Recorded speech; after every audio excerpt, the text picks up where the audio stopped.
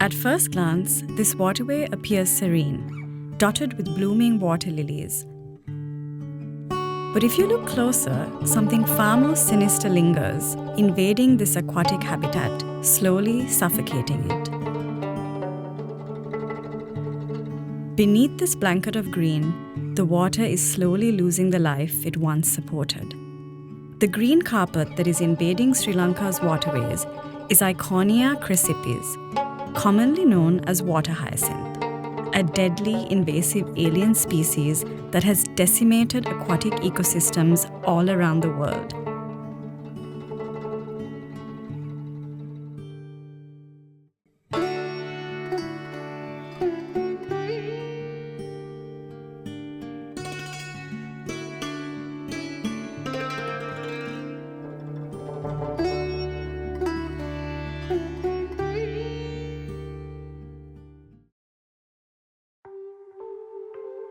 Sri Lanka, an island in the Indian Ocean roughly the size of Ireland, is home to 23 million people. It is one of the world's 36 biodiversity hotspots and home to species found nowhere else on Earth. Species such as the Sri Lankan elephant, the Sri Lankan leopard, the Sri Lankan sloth bear, and a whole cast of other wildlife that call this island's unique floral habitats home.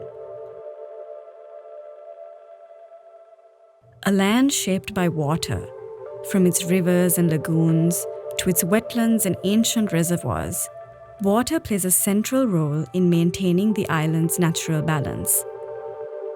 In an ever-changing world, wildlife and humans alike rely on its life-giving powers to survive. Yet these aquatic habitats that sustain life on the island are at risk. And if life is to thrive, solutions are needed. Funding mobilized by Scott Dunn has enabled an innovative partnership with the Lanka Environment Fund, a member of the Conservation Collective, to work towards restoring balance and protecting these vital aquatic ecosystems. Over the last 200 years, largely through colonial introductions, Sri Lanka's natural landscapes have been slowly and silently overrun by invasive alien species. These are non-native plants that cause serious harm when introduced to new environments. They compete with native species for space, water, and nutrients, thriving at the expense of local ecosystems and placing tourism, agriculture, livelihoods, and human health at risk. So how did a plant native to South America travel halfway across the world and take over Sri Lanka's waters? During a visit to Hong Kong in 1905, Lady Blake, wife of British Governor Sir Henry Arthur Blake, was so taken up by its beauty that she brought water hyacinth back to Sri Lanka as an ornamental plant. With its delicate purple flowers, it became a prized addition to colonial gardens. During World War II, this decorative plant took on a darker purpose. The British administration is believed to have deliberately propagated the fast-growing water hyacinth to disguise water bodies as grasslands, misleading Japanese fighter planes attempting landings on Sri Lankan soil and causing them to end in disaster. It is this wartime strategy that gave the plant its local name, Japan Jabara, the Japanese drowner. As a free and floating weed, water hyacinth multiplies at an alarming rate through seeds and runners called stolons, doubling within just 5 to 15 days, spreading rapidly across lakes, reservoirs, and canals by forming spongy mats on the water's surface. These dense mats in waterways often create ideal breeding grounds for vectors such as mosquitoes, increasing disease outbreaks and disrupting the livelihoods of communities who depend on these waters, making management both urgent and essential. So it was a virtually impenetrable layer, a mat covering the entire water body, and just prevented access to any wildlife from entering. Even elephants didn't come there. So elephants, birds, fish, amphibians really was not inhabited by most of these species. In Sri Lanka, invasive alien species, including water hyacinth, are primarily controlled through manual removal. Workers remove the plants by hand or with improvised tools such as pitchforks and repurposed machinery. It was a really tedious and laborious work, especially because of the stick mat. And the process involved the workers wading into the water, then trying to break off chunks of this mat, pushing it towards the shore, taking it ashore manually, and then transporting it to a safe distance where there was no possibility of it washing back in case of rain. Removal of invasives is not a total eradication of invasives. There is always a little bit left over that can grow back. So in this case, water hyacinth and salvinia, there can be little bits of small plants stuck at the edges that you don't see. Some can be stuck in mud, and there's always the possibility that new plants can be brought in either by mammals or by birds from adjacent water bodies. So it is not about total eradication, it is about control and management. Despite its destructive nature, water hyacinth can be transformed from a threat into a resource. Around the world, invasives such as water hyacinth are being turned into crafts, furniture, and commercial products, reducing their spread while creating new economic opportunities for local communities. In India, researchers have developed methods to convert it to biogas, harnessing its high biomass yield as a renewable energy source. Thailand has an even longer history of commercialization. Since the 1980s, its fibrous stems have been used to produce environmentally friendly furniture and fashion accessories, supporting livelihoods and building export industries. This transformation is now beginning in Sri Lanka. As part of the Scott Dunn partnership, Project Hyacynthesis was established, and in its initial stage, the Foundation for a Good Life was commissioned to work with local communities to explore sustainable livelihood opportunities linked to water hyacinth that also reduce its impact on natural ecosystems.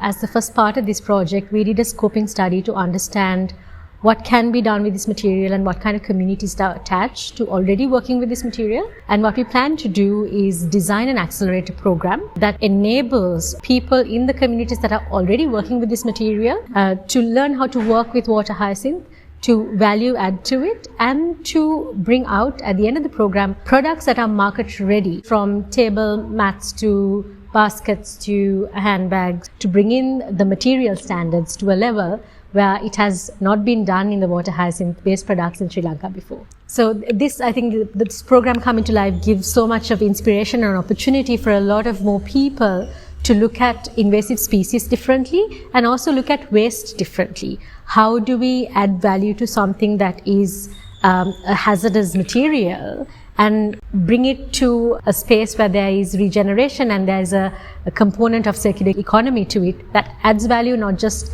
to the ecosystem but also the people's livelihood as well. So we really hope that this would open many more doors for many more people to go into such exploration, and it's just a start. The next phases of this project will carry this work into new sectors, engaging paper makers and compost producers to explore its potential at a larger scale. But before then, there's another surprising challenge, one that again dates back to colonial times.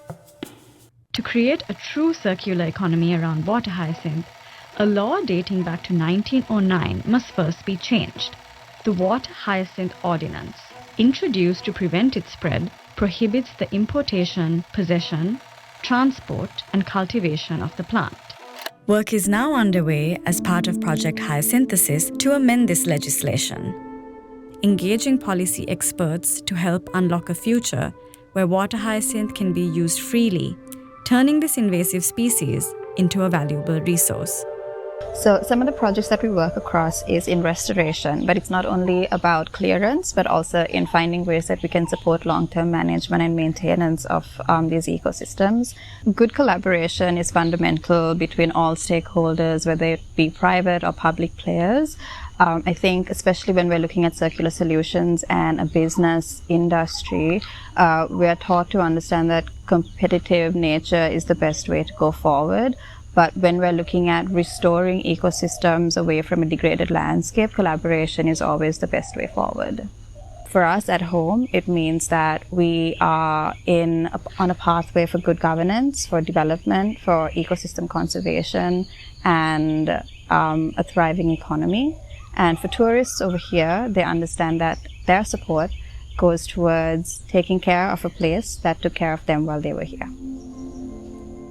Since 2019, the Lanka Environment Fund has been funding habitat restoration across the island. Successful restoration efforts have been initiated in several national parks, including Yala, Minneria, Waskamua, Kumana, and Horton Plains.